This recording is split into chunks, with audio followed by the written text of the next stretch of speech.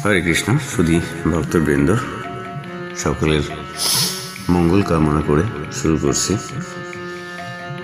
আমরা মৃত্যুর সময় যে ভগবানের রূপে চিন্তা করে চিন্ময় জগতে প্রবেশ করা যায় সে বিষয়ে শ্রীমদ্ ভগবদ গীতার 8 অধ্যায়ের 6 নম্বর শ্লোক থেকে আলোচনা করব। সেখানে বলা হয়েছে, ইয়ং ইয়ং বা বিস্মারম ভাবম ত্যজিতন্তে কলিবরম তম তমে বৈতি কৌন্তেয় সদা তদ্ভাবাবিতঃ। অর্থাৎ যে যেভাবে ভাবিত হয়ে শরীর ত্যাগ করে সে নিঃসন্দেহে সেই রকম ভাবযুক্ত শরীর প্রাপ্ত হয়। আমরা রাজা জড়ভরতের কথা জানি। তিনি মৃত্যুর সময় হরিণ শাবকের কথা চিন্তা করতে করতে মৃত্যুবরণ করেছিলেন। তাই তিনি পরবর্তী জন্মে হরিণ হয়ে জন্মগ্রহণ করেছিলেন।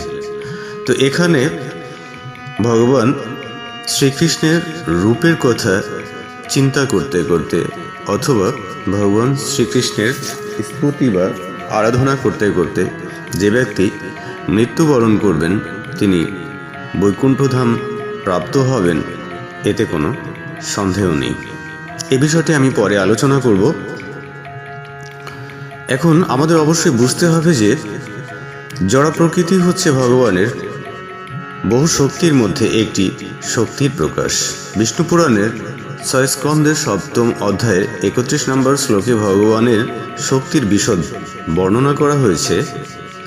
বিষ্ণু শক্তি পরা প্রত্যহ ক্ষেত্রজ্ঞ তথা পরঃ অবিদ্যা কর্ম সংজ্ঞান্য তৃতীয় শক্তিরিষ্বতে।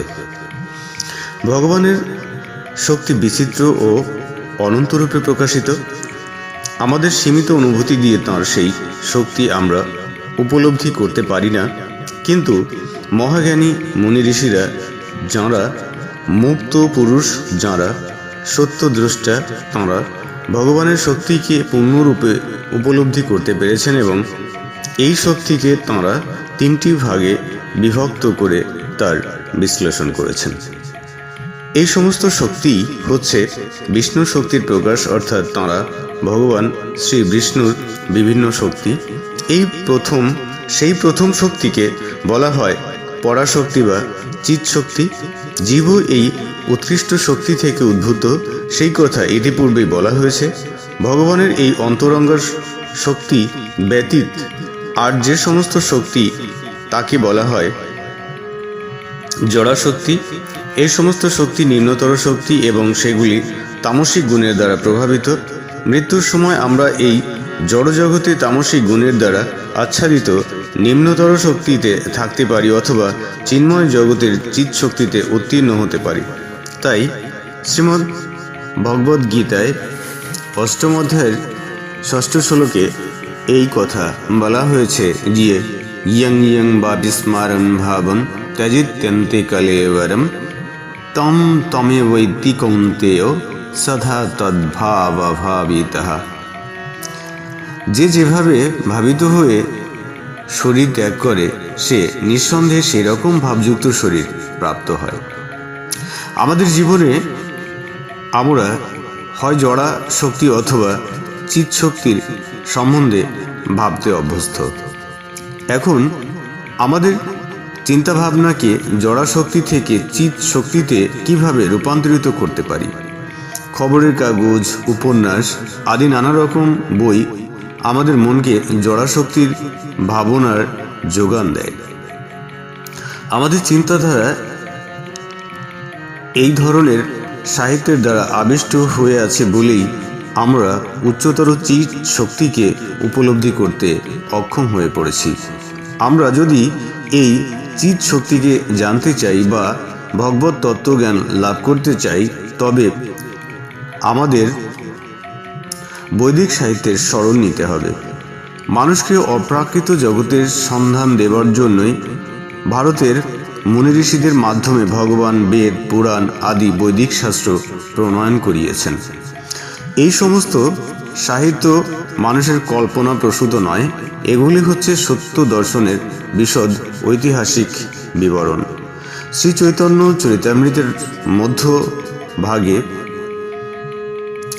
20 অধ্যায়ের 122 নম্বর শ্লোকে বলা হয়েছে, মায়ামুগ্ধ জীবের নাহি স্বত কৃষ্ণ জ্ঞান, জীবেরে কৃপায় কইলা কৃষ্ণ বেদ পুরাণ। অর্থাৎ ভগবান নিজেই বেদ পুরাণ আদি গ্রন্থাদি কোনো না কোনো তার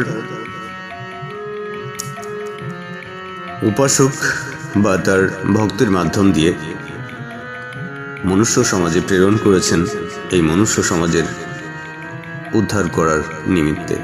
সুতরাং শাস্ত্রে যে কথাগুলো আছে তা ভগবানেরই কথা পরোক্ষভাবে, তাই আমরা নিঃসন্দেহে বিশ্বাস করি যে ভগবান যে কথা বলেছেন তা অমোঘ সত্যি। সুতরাং মৃত্যুকালে যদি আমরা ভগবানের স্মরণ করতে করতে মৃত্যুবরণ করি, তাহলে আমরা অবশ্যই বৈকুণ্ঠ ধামে ফিরে যেতে পারব, এ বিষয়ে কোনো সন্দেহ নেই। তো পরবর্তীতে এরকম পর্ব নিয়ে আপনাদের সামনে আবার হাজির হব। ততক্ষণে আপনারা ভালো থাকবেন, সুস্থ থাকবেন, আর ভিডিওটি ভালো লাগলে লাইক, কমেন্ট, শেয়ার এবং সাবস্ক্রাইব করে পাশেই থাকবেন। হরে কৃষ্ণ।